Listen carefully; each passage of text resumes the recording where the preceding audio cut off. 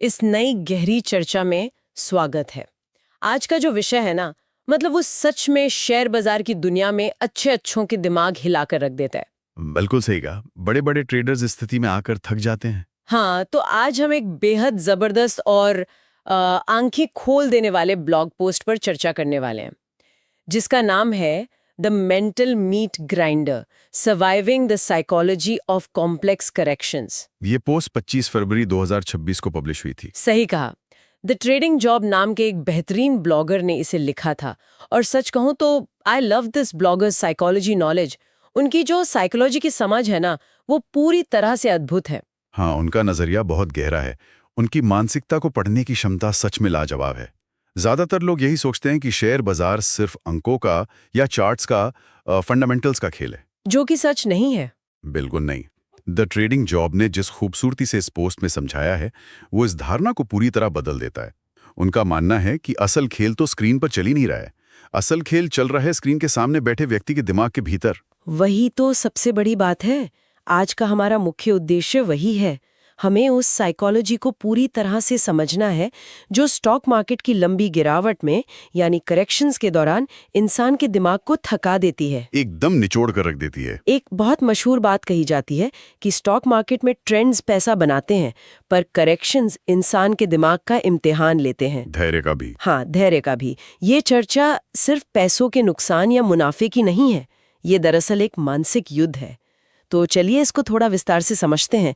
आमतौर पर बाजार की गिरावट या करेक्शंस दो तरह की होती है, जो लोग जानते हैं। Standard corrections. स्टैंडर्ड करेक्शंस, बिल्कुल।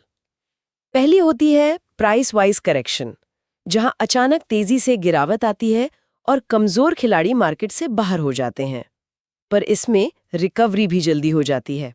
और दूसरी होती है टाइम वाइज करेक्शन, जहां लंबा, उबाऊ और साइडवेज मार्केट चलता है, जिसमें बोर होकर लोग निकल जाते हैं। ये दो स्थितियां तो ज्यादातर ट्रेडर्स को पता होती हैं, पर इस ब्लॉग पोस्ट में एक तीसरी स्थिति की बात की गई है, जो इन दोनों से बिल्कुल अलग है। यहाँ सबसे दिलचस्प बात यही है कि वो तीसरा रूप आम करेक्शंस के मुकाबले कहीं ज्यादा खतरनाक है।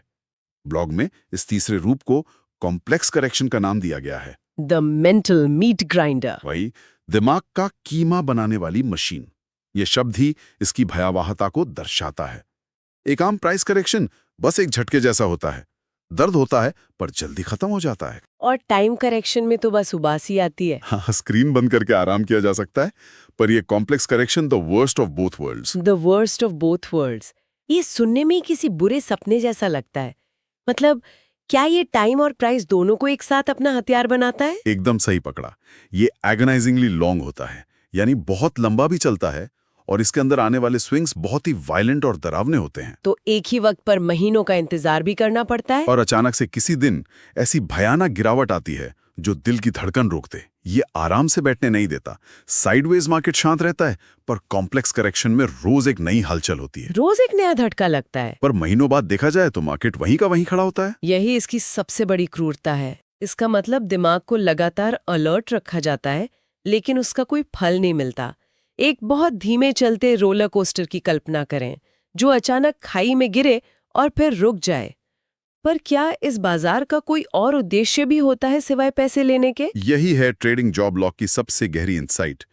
इस फेज का मकसद सिर्फ पैसे छीनना नहीं है, बल्कि लोगों को पूरी तरह से थका देना है, उनका दिमाग खराब करना। हाँ, मार्केट चाहता है कि लोग इतने कंफ्यूज हो जाएं कि वो अपनी पूरी इन्वेस्टिंग स्ट्रैटेजी को ही छोड़ दें।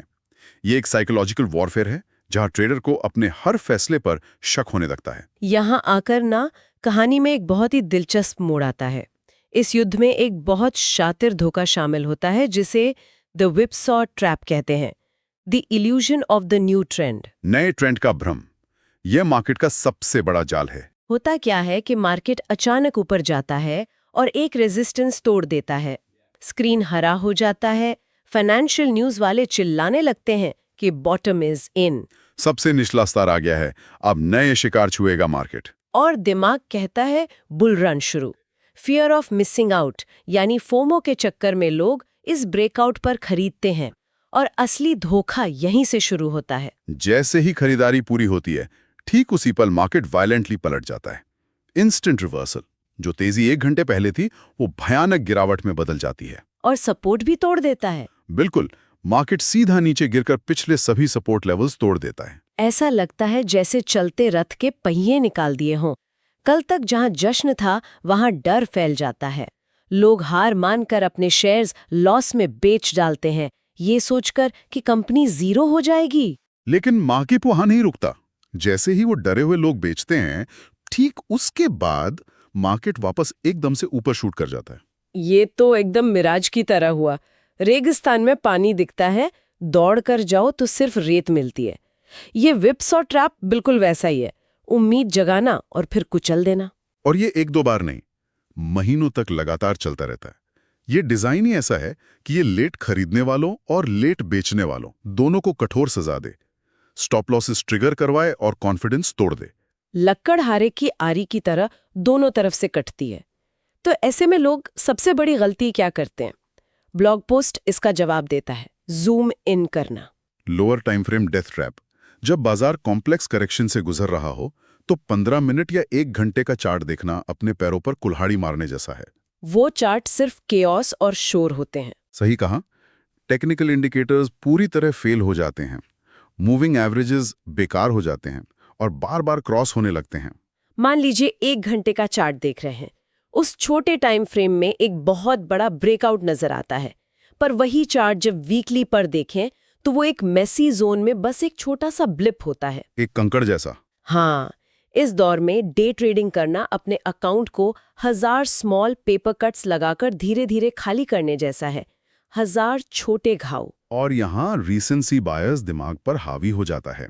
इंसान मान बैठता है कि जो अभी हो रहा है वही हमेशा होगा। ट्रेडर्स को लगता है मार्केट हमेशा ऐसा ही क्योटेड रहेगा। पर ऐसा नहीं होता, स्थितियां बदलती हैं। तो इस चक्रव्यूह से बचा कैसे जाए? तो ट्रेडिंग जॉब ने सर्वाइव करने का क्या तरीका बताया है? सबसे बड़ा आश्वासन ये है कि कॉम्प्लेक्स करेक्शंस आखिरकार खत्म होते हैं। ये तब खत्म होते हैं जब सारे डरे हुए सेलर्स और परेशान बायर्स थक कर निकल जाते हैं, हार मान लेते हैं। हाँ, वॉलेटिलिटी कंप्रेस होती है और उसी शांति में से एक सच्चा और साफ ट्रेंड उभरता है। इसे पार करने के लिए 3 सटीक नियम हैं। पहला नियम है जूम आउट। डेली शोर को इग्नोर करके वीकली या मंथली चार्ट्स देखें। बड़ी पिक्चर देखना जरूरी है। दूसरा नियम है साइज डाउन। अगर ट्रेड करना ही है तो पोजीशन साइज बहुत ज्यादा कम कर लें। कैपिटल और दिमाग की शांति बचाने का यही रास्ता है। और तीसरा नियम जो सबसे मुश्किल है, डू नथिंग, कुछ ना करना। कभी कभी मार्केट में सबसे मुनाफे वाला काम होता है शांति से अपने हाथ बंद करके बैठे रहना। एक्शन से ज्यादा इनएक्शन यहाँ सबसे बड़ा हथियार है। अपने जज्बात पर काबू पाना ही असली विजय है इस फेज में। तो आज की इस चर्चा का सार यही है कि इस कॉम्प्लेक्स करेक्शन को पहचानना ही सबसे बड़ी जीत है। इसे एक मानसिक टेस्ट की तरह देखना चाहिए, ना कि पैसों के। अपनी पूंजी और अपनी मानसिक शांति बचाकर रखना जरूरी है, क्योंकि ये बुरा वक्त भी गुजर जाएगा। अंत में एक गहरी बात पर विचार जरूर कीजिए। अगर मार्केट का ये अफरा तफरी वाला दौर सिर्फ लोगों के डर और घबराहट का एक आईना है, तो जब हम ऐसी विपसॉ यानी कभी उम्मीद और कभी निराशा वाली स्थितियों का सामना अपने आम जीवन में करते हैं, तब हमारा इमोशनल डिसिप्लिन कितना मजबूत होता है। बहुत सटीक सवाल है। क्या हम वहां भी जिंदगी की परेशानियों में जूम आउट करके बड़ी पिक्चर देख पाते हैं? मार्केट की ये सीख शायद जिंदगी का सबसे बड़ा पार्ट है। सच में दिमाग को झकझोरने वाला विचार है ये। और इसी के साथ आज की इस गहरी चर्चा को हम यहीं समाप्त करते हैं।